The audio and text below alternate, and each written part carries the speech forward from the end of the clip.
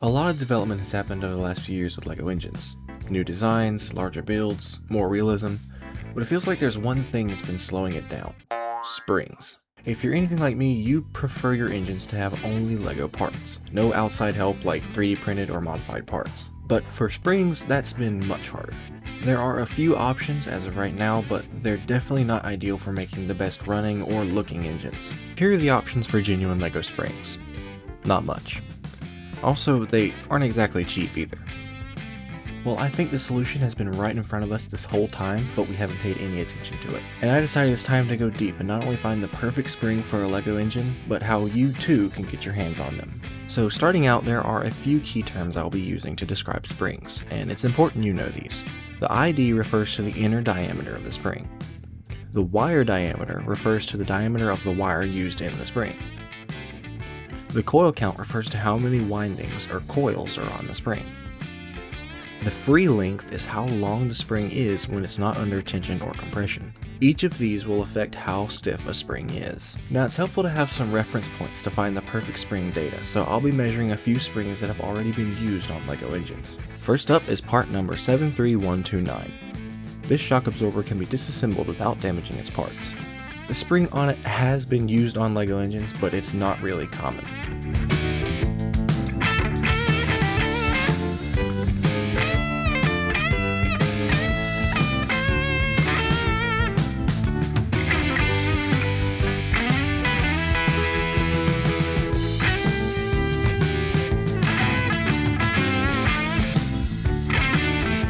Here's the specs: 0.4mm wire diameter, 5 coils, 4.9mm ID, and a free length of 21mm.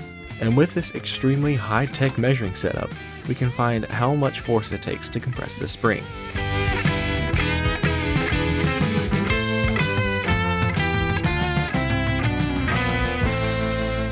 It takes roughly 500 grams to compress this spring to half its length, or a little over a pound.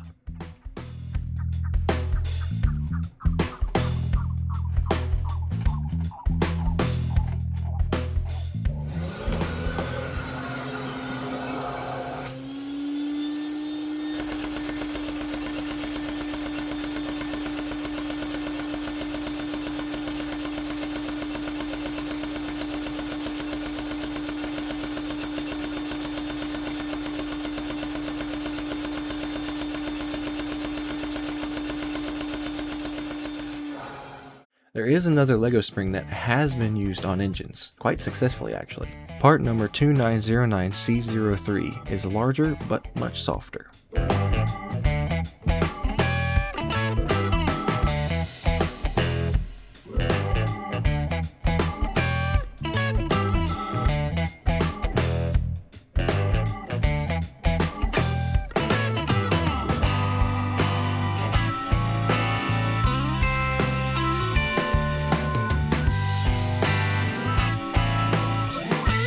Here's the specs for this one: 0.5mm wire diameter, 10 coils, 8.4mm ID, and a free length of 38mm.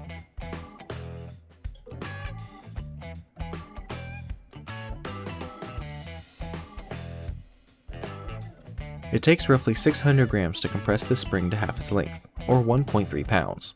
However, though this spring requires more force to compress it, it has a longer free length, allowing for more travel. All is to say, the spring is technically softer than the previous one. Springs are surprisingly complicated.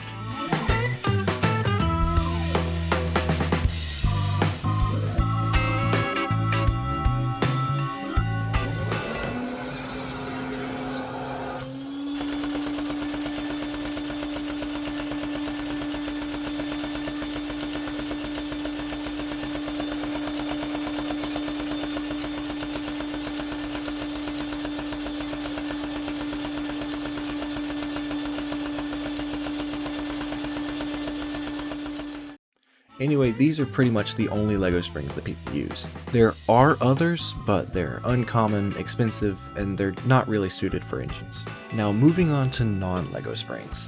There is one in particular that I think is best for LEGO engines, at least in my experience. These are from various engine DIY shop engines. They're very soft, and with enough preload, I found them to be perfect on all of my engines. For those who may not know, preload on engines is when you compress the spring more when the valve is already closed. Since springs have a linear compression force, known as Hooke's law, as you apply more compression, the stiffness of the spring increases.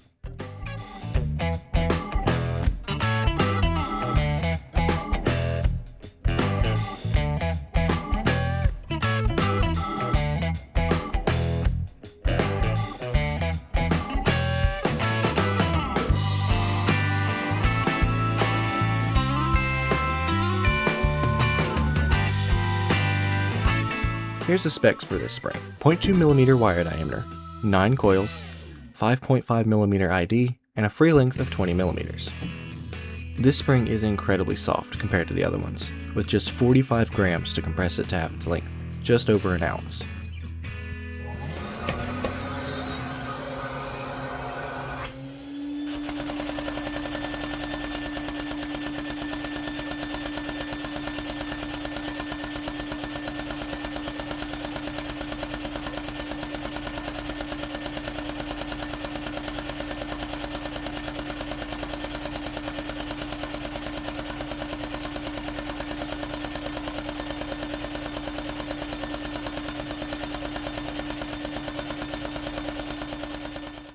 However, getting these springs isn't possible for everyone, but I think I have a solution that would let anybody, literally anybody, get the perfect spring for their engines. Just make your own.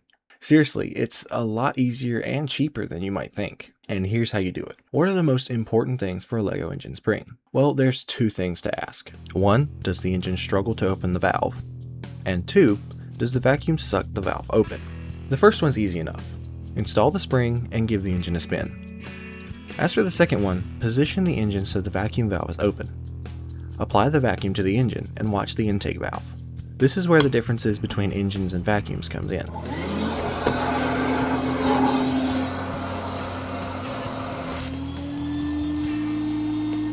I found that even though the intake valve opens slightly, I get a significant RPM boost, whereas with more preload, the engine has to do more work, thus lowering the RPM.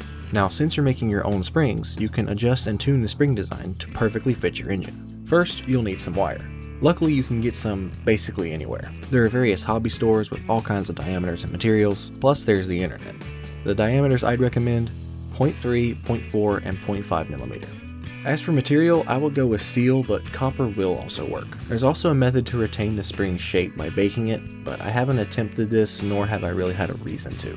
But as far as the best overall design like IDs and coil counts, that's something you'll have to experiment with and test yourself. On this engine, for example, I used a few of these Technic connectors as a mandrel to wrap the wire. That gives this spring a 7.5mm ID. I found that 8 or 9 coils works very well. The RPM is very similar to the Engine DIY shop spring.